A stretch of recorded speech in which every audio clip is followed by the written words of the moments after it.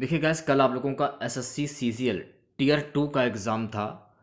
SSC CGL tier 2 26 अक्टूबर first shift में पूछे गए सभी क्वेश्चंस इस वीडियो में डिस्कस करेंगे। तो वीडियो काफ़ी इंपॉर्टेंट है आप लोगों के लिए, तो इस वीडियो को पूरा ज़रूर देखिए। वीडियो अच्छा लगे तो प्लीज़ वीडियो को लाइक और शेयर ज़रूर करें। चैनल पर नए हैं तो चैनल को सब्सक्राइब करके नोटिफिकेशन बेल ऑन करना ना भूलें। अगर आप इस पीडीएफ को प्राप्त करना चाहते हैं तो आप हमारा टेलीग्राम चैनल जो है वो ज्वाइन कर लीजिए। लिंक जो है वीडियो के डिस्क्रिप्शन में दिया गया है, ले सकते हैं। सारे क्वेश्चन इसमें हैं, तो अगर आप लोगों को पीडीएफ चाहिए तो आप हमारा टेलीग्राम चैनल जो है वो ज्वाइन कर लीजिए। तो देखिए, पहला क्वेश्चन जो था वो पूछा गया था, निम्नलिखित में से किसने बादशाह नामक पुस्तक लिखी है। देखिए, बादशाह नामक जो पुस्तक है ना, ये अब्दुल हमीद लाहौरी के द्वारा लिखी गई है। तो अब्दुल हमीद लाहौरी आपका सही आंसर हो जाएगा। बादशाहनामा मुगल सम्राट शाहजहां के शासनकाल के आधिकारिक इतिहास की शैली के रूप में लिखी गई एक पुस्तक है। बादशाह नामक के लेखक का नाम है अब्दुल हमीद लाहौरी। देखिए, अबुल फलज की अगर हम बात करें, अबुल फलज की, तो अबुल फलज जो जना ये थे ना, ये अबुल फलज अकबर के दरबार के 9 रत्नों में से एक थे। ये फैक्ट आपको ध्यान में रखना है, क्योंकि पेपर में कुछ भी पूछा जा सकता है, कहीं से भी कुछ भी। वह अकबरनामा और आईने अकबरी के लेखक थे। अब यहाँ पर आपको एक बात और ध्यान में रखना है कि जो अबुल फलज थे ना, मैं अबुल फलज की बात कर रहा हूँ। अबुल फलज जो है ना, अकबरनामा और आईने अकबरी के लेखक थे। उन्होंने बाइबिल का फारसी भाषा में भी अनुवाद किया था। ये भी फैक्ट आपको ध्यान रखना है। अगर हम बात करें गुलबदन बेगम की, तो देखिए, गुलबदन बेगम ने फारसी भाषा में हुमायूं नामा लिखा। अगर पेपर में पूछा जाए कि हुमायूं नामा किस भाषा में लिखा गया है, तो हुमायूं नामा जो है ना, ये फारसी भाषा में लिखा गया है। ये आपको ध्यान में रखना है। बरनी की अगर हम बात करें, तो उन्होंने 1357 में सुल्तान फिरोज शाह तुगलक के शासनकाल के दौरान तारीख ए फिरोज शाही लिखा था। तो अगर पेपर में पूछा जाए कि तारीख ए फिरोज शाही ये किसके द्वारा लिखी गई है, बरनी के द्वारा लिखी गई है। ये आपको ध्यान में रखना है, ठीक है। नेक्स्ट क्वेश्चन देखेगा, 2011 की जनगणना के अनुसार पुरुष और महिला साक्षरता में सबसे बड़ा अंतर वाला राज्य कौन सा है। 2011 की जनगणना के अनुसार पुरुष और महिला साक्षरता में सबसे बड़ा अंतर वाला जो राज्य है ना, वो है राजस्थान। तो राजस्थान आपका सही आंसर हो जाएगा।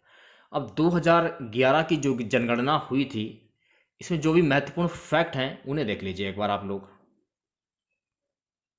सबसे पहले हम बात करेंगे केरल की। तो देखिए, केरल में कुल साक्षरता दर और महिला साक्षरता दर सबसे अधिक है, जबकि लक्षद्वीप में पुरुष साक्षरता दर सबसे अधिक है।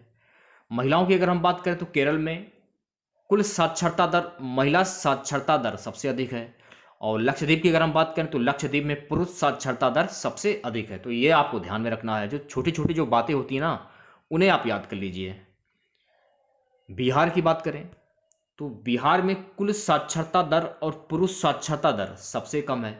अब यहां पर बात हो रही है बिहार की, तो बिहार में कुल साक्षरता दर और पुरुष साक्षरता दर जो है वो सबसे कम है। राजस्थान में महिला साक्षरता दर सबसे कम है, यह भी आपको ध्यान में रखना है। और राजस्थान में देश में पुरुष महिला साक्षरता में सबसे अधिक अंतर होने का भी संदेह है, जो राष्ट्रीय औसत 16.7% के मुकाबले 28% है। तो ये जो भी फैक्ट मैं आपको बता रहा हूं, इन सभी फैक्ट को आप लोग याद कर लीजिए, ठीक है। नेक्स्ट क्वेश्चन देखेगा, एक एक क्वेश्चन मैं आपको बहुत ही अच्छे से समझा रहा हूं, ध्यानपूर्वक वीडियो को देखेगा। क्वेश्चन क्या है, हाल ही में बेटियों की सुरक्षा के लिए किस राज्य सरकार ने हमर बेटी हमर मान अभियान शुरू किया है। तो देखिए, ये जो अभियान है ना, हमर बेटी हमर मान, ये अभियान जो है ना, छत्तीसगढ़ सरकार के द्वारा शुरू किया गया है। तो छत्तीसगढ़ सरकार आपका सही आंसर हो जाएगा।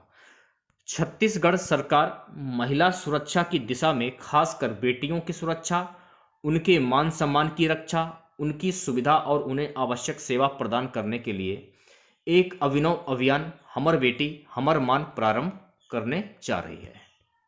नेक्स्ट क्वेश्चन देखेगा,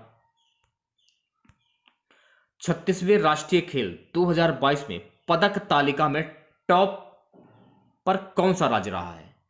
तो देखिए, राष्ट्रीय खेल 2022 पदक तालिका है, देख लीजिए। काफ़ी कुछ सीखने को मिलेगा आप लोगों को यहाँ से और काफ़ी कुछ जानने को मिलेगा। इसमें देखिए, हम सबसे पहले बात कर रहे हैं, बात हो रही है यहाँ पे टॉप पर कौन है। तो टॉप पर है सर्विसेज। ये कोई राज्य नहीं है, मैं पहले क्लियर कर देता हूँ, ये कोई राज्य नहीं है। इसने टोटल 61 गोल्ड मेडल जीते हैं। दूसरे पर कौन रहा था? दूसरे पर था महाराष्ट्र, इसने टोटल 39 गोल्ड मेडल जीते हैं। तीसरे पे कौन था? हरियाणा, और हरियाणा ने टोटल गोल्ड मेडल 38 जीते हैं। चौथे नंबर पर था कर्नाटक, कर्नाटक ने टोटल 27 गोल्ड मेडल जीते हैं। तो ये आपको ध्यान में रखना है, ठीक है। नेक्स्ट क्वेश्चन देखेगा।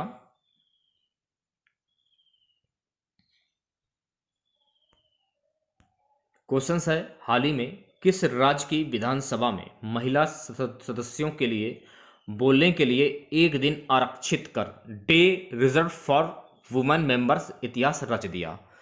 तो 22 सितंबर 2022 को पहली बार उत्तर प्रदेश की विधानसभा में केवल महिला विधायकों के लिए आरक्षित किया गया। यह आपको ध्यान में रखना है। नेक्स्ट क्वेश्चन देखेगा।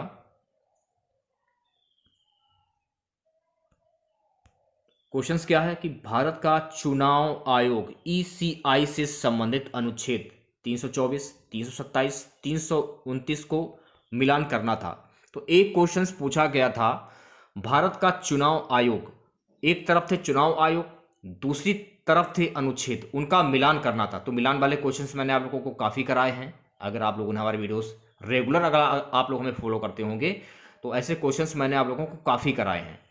तो देखिए, अनुच्छेद 324 और 329, तो 324 के बारे में सबसे पहले जान लीजिए आप लोग।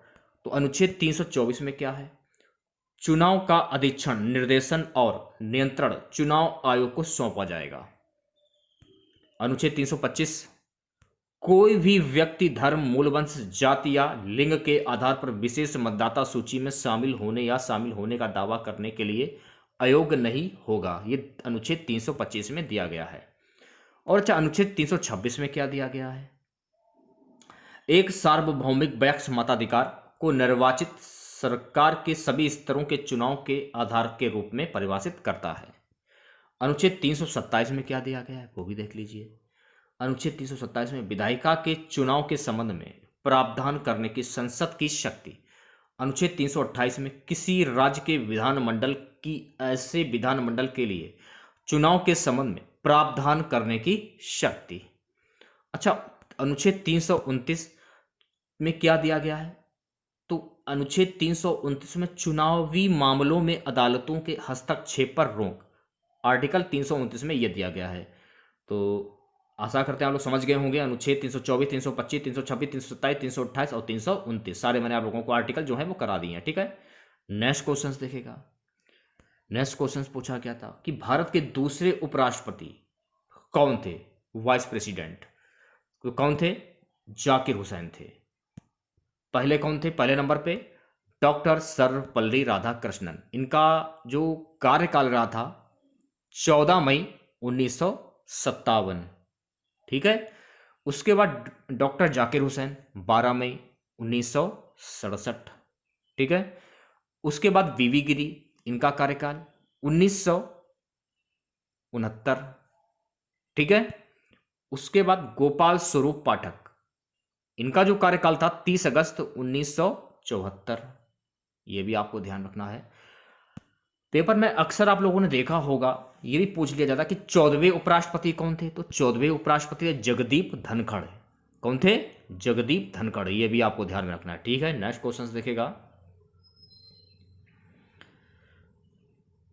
किसी राज्य की विधानसभा ने एक विधेयक को फिर से पेश किया जो लोकसभा और राज्य विधानसभाओं में अनुसूचित जाति और अनुसूचित जनजाति के लिए आरक्षण को अगले 10 वर्षों के लिए बढ़ाता है। यह क्वेश्चन पूछा गया था। तो आंसर जो है आपका हो जाएगा राजस्थान, ठीक है। नेक्स्ट क्वेश्चन देखेगा।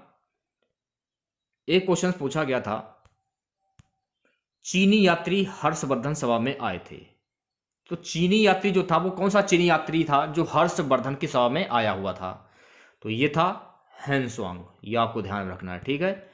अब देखिए अगला क्वेश्चन क्या था, चतुर्थ संशोधन जो आपका था संशोधन अमेंडमेंट जो था आपका चतुर्थ संशोधन जो बिल आप लोगों का था, उससे एक क्वेश्चंस पूछा गया था। क्वेश्चंस क्या था ये हमको मालूम नहीं है फिलहाल, तो इसके बारे में जान लेते हैं। हाँ, 44वां संशोधन अधिनियम इसे हम बोलते हैं। 1955 भारतीय संविधान के अनुच्छेद 31 में संशोधन करता है। इसे संपत्ति के अधिकारों से निपटने के लिए संशोधित किया गया है।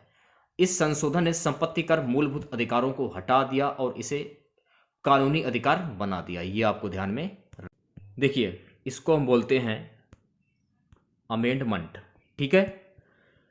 इसको हिंदी में कहते हैं संशोधन, ठीक है। अगला क्वेश्चन देखेगा, नेक्स्ट क्वेश्चन था, पूछा गया था कि खट्टे फल किस प्रकार के वनों में पाए जाते हैं। तो जो देखिए, जो खट्टे फल जो है ना, ये भूमध्य सागरीय वन में पाए जाते हैं। तो भूमध्य सागरीय वन आपका सही आंसर हो जाएगा। नेक्स्ट क्वेश्चन देखेगा, नेक्स्ट क्वेश्चन था कि प्रधानमंत्री के साथ पंचवर्षीय योजना निम्नलिखित का मिलान करना था। तो देखिए, जो प्रधानमंत्री की जो पंचवर्षीय योजनाएं थी उससे रिलेटेड एक क्वेश्चन पूछा गया था, जिसमें एक तरफ सन दिए गए थे, दूसरी तरफ प्रधानमंत्री के नाम दिए गए थे। एक तरफ थे पंचवर्षीय योजना, दूसरी तरफ प्रधानमंत्री के नाम दिए गए थे। तो देखिए, जो पहली पंचवर्षीय जो योजना थी ना, ये 1951 से 1956 किसके कार्यकाल में? जवाहरलाल नेहरू के कार्यकाल में, ठीक है। और देखिए, चौथी जो पंचवर्षीय योजना थी ना, 1969 से 1974 किसके कार्यकाल में ये थी? इंदिरा गांधी। 10th पंचवर्षीय योजना की अगर हम बात करें, 2002 से 2007 तक अटल बिहारी वाजपेयी के कार्यकाल में, ठीक है। उसके बाद जो आपकी 11वीं पंचवर्षीय योजना थी 2007 से 2012 किसके कार्यकाल में? मनमोहन सिंह के कार्यकाल में, ठीक है। तो इस क्वेश्चन से आप लोगों को इतनी जानकारी तो मिल ही जाती है। खैर, जितने भी क्वेश्चंस मैं आपको करा रहा हूं और जितने कराए हैं और जो भी मैंने आप लोगों को पढ़ाया है, अगर आप रेगुलर फॉलो करते होंगे तो जो भी मैंने आप लोगों को पढ़ाया वहीं से बिल्कुल क्वेश्चंस आए हुए हैं। देखिए, अगला क्वेश्चन था कि पानी ऊपर से नीचे तक पीछा कर रहा है, संभावित और गतिज ऊर्जा क्या होगी? ये क्वेश्चंस पूछा गया था। इस क्वेश्चंस क्या पूछा गया था ये तो क्लियर हमको नहीं मालूम है। अगर आप लोगों को मालूम हो तो कमेंट बॉक्स में जरूर बताइएगा आप लोग। नेक्स्ट क्वेश्चंस देखेगा, नेक्स्ट क्वेश्चंस क्या था कि कौन सा रोग अनुवांशिक नहीं है? ये क्वेश्चंस था। तो ऑप्शंस में जो आपका खून की कमी दिया गया था, एनीमिया, खून की कमी, ये आपका बिल्कुल सही आंसर था, ठीक है।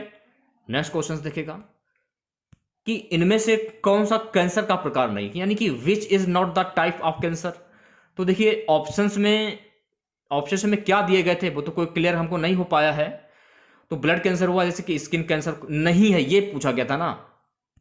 तो क्वेश्चंस क्या था ये तुमको क्लियर नहीं पता है। अगर आप लोगों को मालूम हो तो कमेंट बॉक्स में जरूर बताइएगा आप लोग। नेक्स्ट क्वेश्चन देखिए, क्या पूछा गया था कि अफ्रीका के ग्रासलैंड को क्या कहा जाता है? अफ्रीका के ग्रासलैंड को वेल्ड कहा जाता है। काफी इंपॉर्टेंट क्वेश्चन है, ये भी मैंने आप लोगों को पढ़ाया था। देखिए, इलायची का वैज्ञानिक नाम पूछा गया था। तो इलायची का वैज्ञानिक नाम क्या होता है? देखिए, इलायची का वैज्ञानिक नाम होता है इलेटेरिया कॉर्डमम।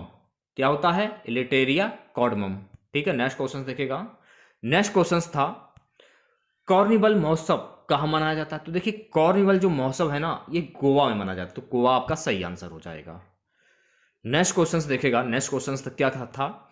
मिलान करने के लिए क्वेश्चन था, एक तरफ नदी थी, दूसरी तरफ किस नदी को शोक नदी कहा जाता है? यानी कि शोक नदी एक तरफ शोक, दूसरी तरफ नदी, किस नदी को किस शोक कहा जाता है? जैसे कि बिहार का शोक किस नदी को कहा जाता है? कोसी नदी को कहा जाता है। ब्रतगंगा को गोदावरी कहा जाता है। तो इस टाइप के क्वेश्चन जो थे पूछे गए थे। क्लियर नहीं मालूम है कि क्या क्वेश्चन था, क्वेश्चन ऐसे ही क्वेश्चन पूछे गए थे, ठीक है।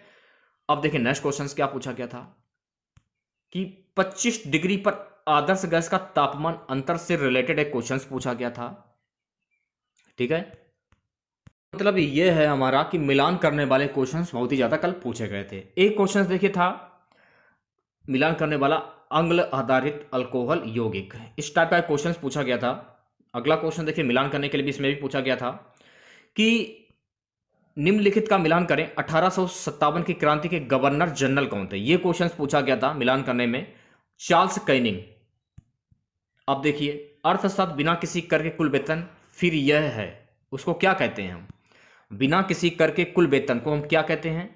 सकल वेतन कहा जाता है। इसमें देखिए मिलान करने में पूछा गया था, जो मिलान करने वाले क्वेश्चन पूछा सुमेलित वाले जिसे हम बोलते हैं। एक क्वेश्चन देखिए था, विभिन्न अंग निम्नलिखित में से मेल नहीं खाते हैं।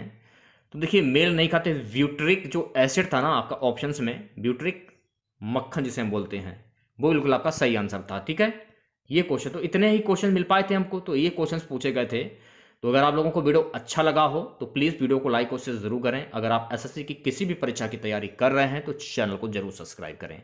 ठीक है, तो मिलते हैं नेक्स्ट वीडियो के साथ। जय हिंद, जय भारत।